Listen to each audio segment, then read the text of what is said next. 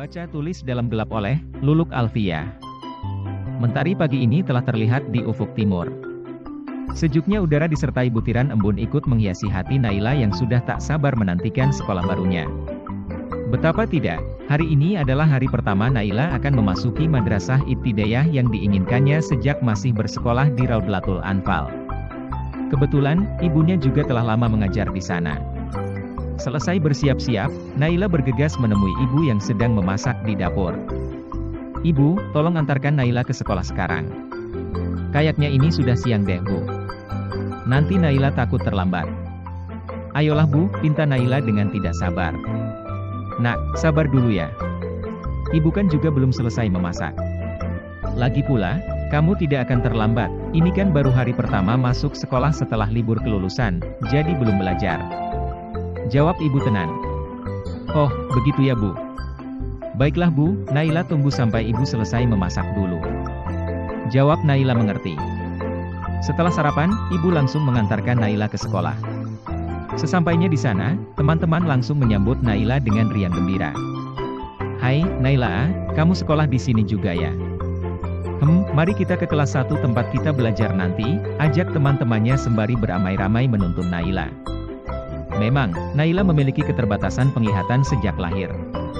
Karena itulah, saat di lingkungan baru, Naila harus dibantu untuk mengenali lingkungan sekitarnya, hingga ia hafal semua. Di madrasah, teman-teman dan guru memperlakukan Naila dengan sangat baik. Naila tak pernah dibeda-bedakan dengan teman-teman lainnya. Meski memiliki keterbatasan penglihatan, guru-guru serta teman-teman selalu berusaha memberikan yang terbaik untuk Naila, termasuk dalam penyampaian materi pembelajaran. Namun, beberapa minggu sejak terlaksananya proses pembelajaran, guru-guru yang mengajar di kelas Naila menemui kesulitan dalam menyampaikan materi kepada Naila. Terlebih saat mengerjakan soal, serta menemui materi dan soal bergambar. Saat jam istirahat, guru wali kelas Naila menemui Ibu Sarah sebagai kepala madrasah untuk membicarakan solusinya. "Sebelumnya saya mohon maaf Bapak, Ibu, menurut Bapak dan Ibu di sini bagaimana ya agar Naila juga dapat mengikuti proses pembelajaran di sini tanpa hambatan? Saya tidak ingin Naila merasa tersisihkan dari siswa-siswi lain. Dan yang saya lihat, Naila ini daya ingatnya cukup bagus. Selama ini ia mampu mengingat dan menyerap semua materi yang diberikan tanpa mencatat di buku." Jelas Ibu wali kelas kepada seluruh guru di madrasah. Lalu, salah satu guru menyampaikan usulannya, "Maaf Bapak, Ibu semua, jika saya boleh mengusulkan, bagaimana jika saat penyampaian materi, kita harus menjelaskan kepada Naila secara lisan.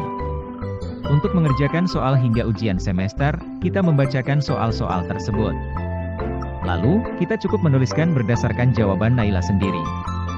Dan untuk gambar, kita harus menjelaskan jenis gambar-gambar itu. Entah itu gambar orang serta aktivitasnya, dan sebagainya." Jelas guru itu dengan rinci. Semua guru pun menyetujui usulan itu.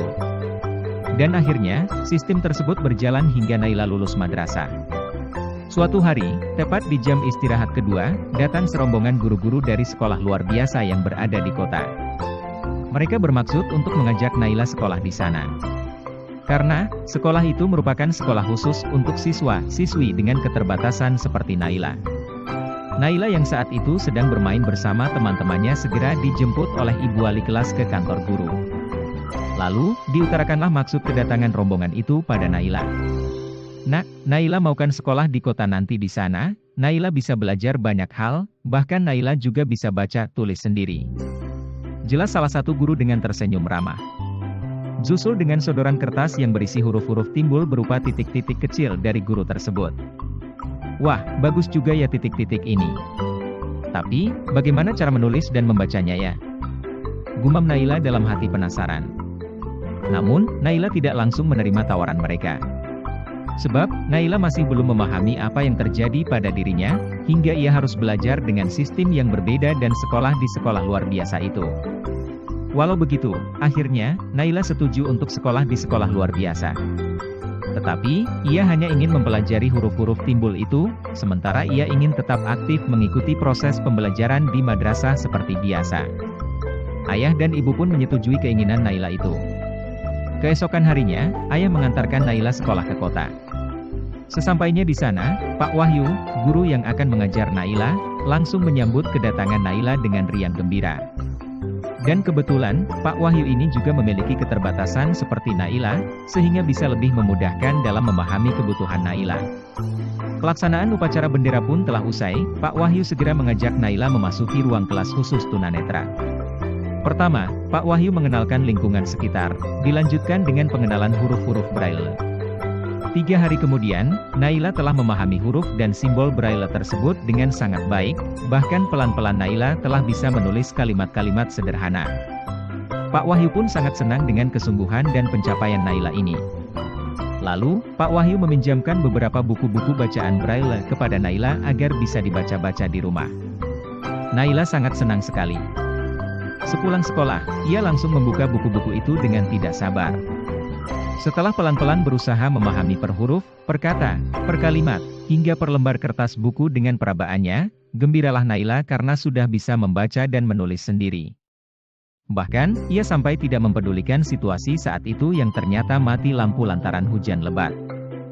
Tak berapa lama, ia terpikirkan, kalau semua tulisan ini bisa dibuat dengan huruf Braille, berarti Al-Quran seharusnya juga bisa dibuat menggunakan Braille ini. Pikiran Naila tak salah, setelah ia menguasai semua huruf dan simbol Braille Indonesia, ia pun dapat sedikit demi sedikit menguasai huruf dan simbol Arab Braille. Gembiralah Naila setelah mengetahui semua itu, ia sangat bersyukur kepada Allah Subhanahu wa Ta'ala atas segala nikmat serta kemudahan yang selalu ia dapatkan.